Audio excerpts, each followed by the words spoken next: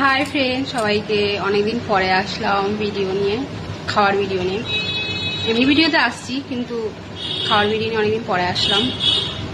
আজকে বৃহস্পতিবার, ঠাকুর দিতে অনেক দেরি হয়ে গেছে, তাই রান্নাবান্না সারা গেছে। আমার বর একটু অফিসে যাবে, তো তার জন্য তাড়াতাড়ি করে রান্না করতে হয়েছে। তেমন না যে সব কিছুই পারি তাড়াতাড়ি করতে। তো চলো কী কী রান্না করছি তোমাদের সাথে শেয়ার করছি অনেক দিন পরে। এ দেখো গরম গরম ভাত, বাসমতি চালের ভাত, এটা লম্বা লম্বা।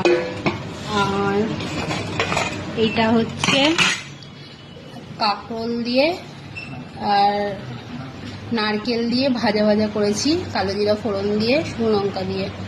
আমার বয়টা খুব ভালো খায়, ঠাকুমার থেকে শিখেছি এটা আমি।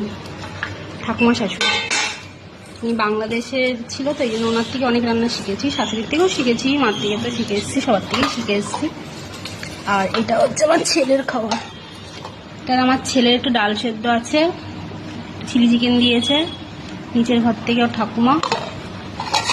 আর এটাও নিচের ঘর থেকে দিয়েছে একটুখানি কাবলি ছোলা। এই আর মাছের ঝোলটা হচ্ছে, চলো তোমাদের সঙ্গে।